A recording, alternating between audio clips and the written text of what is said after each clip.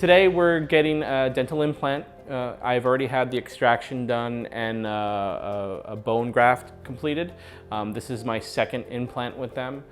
He has great dentition, great hygiene, everything was good, but he had two teeth, mirror image of each other, that both had a failure to them, and to the point where they were not restorable and he needed implants. If you've ever tried chewing without a tooth, you would know why it's important to have that complete set of teeth there. I think a lot of times patients avoid these type of treatments because of just fear of pain. And I always tell patients, if your fear is pain-related, we can overcome that. You know, we can kind of go through the process, take it nice and slow, and get you to where you need to be. I've had the full implant completed on one side. Today we're doing the opposite. So I've gone from extraction, bone marrow implant, through the healing process, have had the implant done, had to wait for the abutment and the crown to be completed, and I literally just finished my first implant 2 weeks ago. And so we worked on one side first, did it to completion, and everything was very straightforward. He was very happy with the procedure, very happy with the outcome. And then he was prepared to go to the other side and start working on that side. Basically, the main reason I wanted to have this surgery videoed is because I want patients to understand that these procedures are not as bad as what they may be thinking in their head. Lots of times patients come in and they have anxiety, they feel like it's going to be very painful, and that they're worried about, you know, complications, things like that. Implant dentistry has come along quite a long way, and our success rate is about 98-99% success rate. And it's very rare that we run into many complications. And so although there are complications, we discuss those type of things, pros and cons, risk and benefit, things like that. Patients, once we educate them, realize that it is a treatment that is very well worth the value. So the interesting case with Robert is we have actually done his exact same treatment on the upper right, and now we're following up and mimicking a mirror image, doing the exact same treatment on the upper left. And so basically, just to kind of recap on the upper right, we had a tooth that we determined was non-restorable, and we pulled that tooth. Now that tooth actually had two skinny roots, which did make the extraction of the tooth a little bit more complicated, but definitely manageable. The thing that we always talk to patients about is when pulling a tooth, dentists usually want to get that tooth out as quick as possible. They may even cut some of the bone in order to access the tooth and get it out quickly. But when we're talking about implants, the preservation of the bone is the most important thing. So an extraction of the tooth, although it's not painful, we want to take our time and be very meticulous and preserve all of the bone during the extraction process. So a case like this, when we have two skinny roots versus one big thick root, the chance of it breaking, things like that, is a little bit more likely. In Robert's case, we had no issue at all. We got those two roots out without any damage to the surrounding bone. We placed a bone graft into the site, and we stitched it up. I always tell patients that when we stitch it up, it is never pretty. It always it kind of looks a little bit ugly on the picture. Now you can see that that implant has healed up.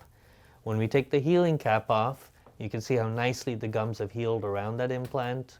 When we do even closer view, you can see how nice and pink and perfect that tissue is. And so the next step is placing the abutment. You can see the screw, the star-shaped screw that holds the abutment in, and then the crown that goes on top.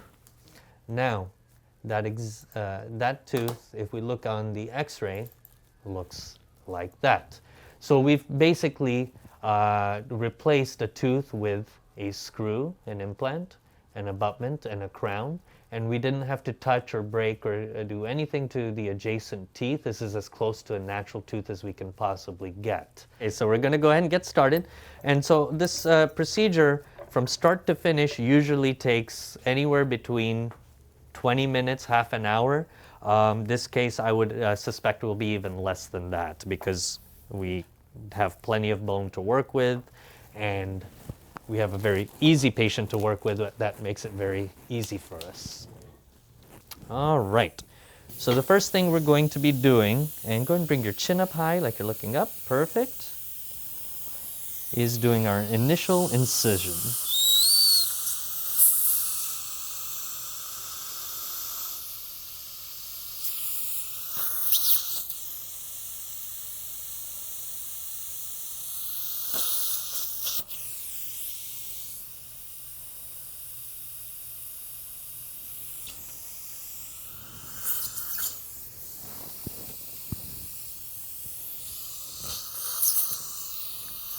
And so we basically just did our flap design. And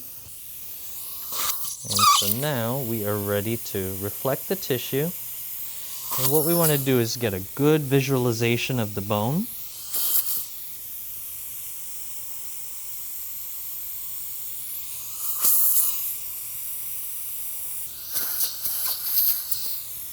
And perfect. So we got some good looking solid bone.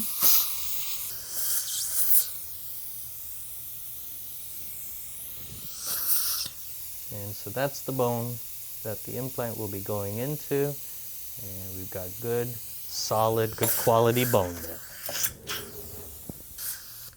And we're going to level that bone a little bit. And what we're doing is just flattening the bone out a little bit to get a nice, good platform for the implant to go into.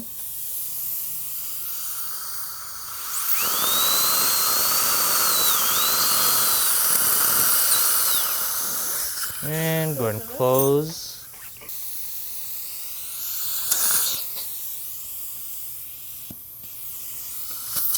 And so what we're doing right now is just shaping the bone.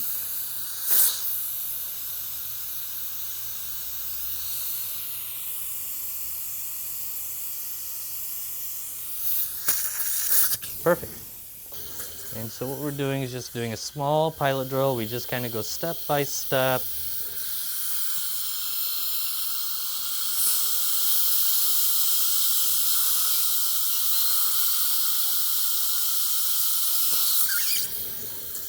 And any discomfort, Robert? Okay.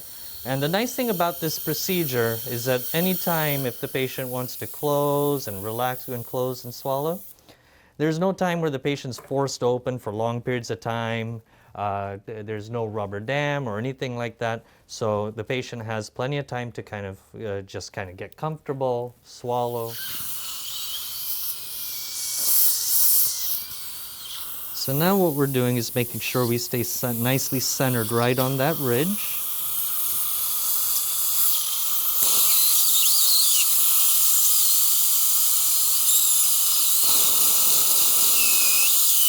And we're going to put a test post in just so you can get an idea of the position of the implant. We want to make sure we're happy with that we're centered in the bone, but also centered between the teeth. So we're happy with that position. Okay, so what we've decided to use for this case is a 3.3 by 10 millimeter Straumann implant. I've been using Straumann implants specifically for the past 15 years. I consider them one of the top implants in the industry. They've got a lot of research and history behind them.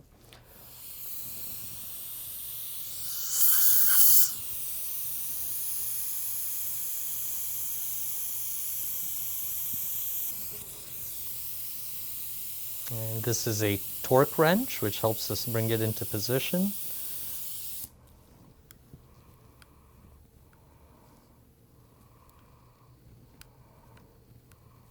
Section on the buckle.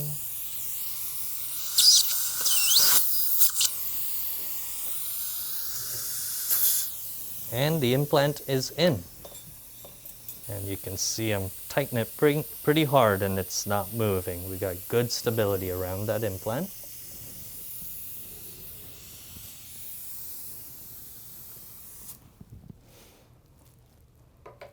And when we check the torque value, we're at 35. So it's got good, strong bone all the way around it.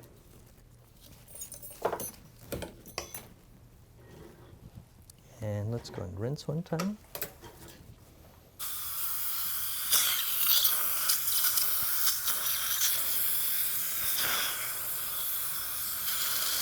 Close your lips together. Good. And so that is the implant in place. We've got good bone all the way around it. So once this area is stitched, basically the gum tissue will heal right around that implant. The stitches may or may not come out over the next 2 weeks while the gums are healing. And we are all done. So we're going to rinse out. We'll take our final picture and we'll take a final x-ray.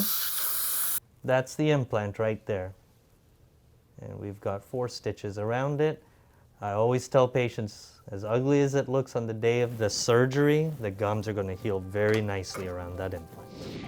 All right, Robert, so we're all done. Everything went really well. You can see on the x-ray there, we've got a good size implant, nicely centered between both of your teeth, and we had good quality bone all the way around the implant, so it was kind of a slam dunk case. Very, very easy, straightforward case.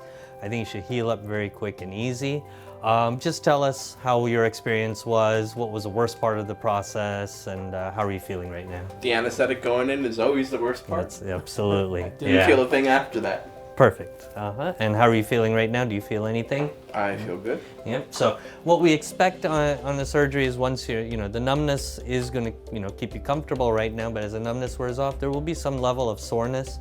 Every patient's different. You've had this experience already on the implant on the other side, so you kind of know what you should expect. But some patients have soreness to the point where they have to take prescription pain medication. I would say more than 50% of our patients, if they take the prescription pain medications only the day of and day after, but more likely is the patient will just take ibuprofen or Motrin, but you'll have that prescription pain medication just in case. And like always, anytime we're doing any type of surgery that's around the bone, we want you to take a full cycle of antibiotics start to finish, so we'll be going over that with you. But you did great. Thank you so much. All right. Thank you, doctor. And as always, you have my cell number, so if you have any questions, concerns, just feel free to give me a call or a text, and I'll be there for you. Okay, thank you. All right, have a great day.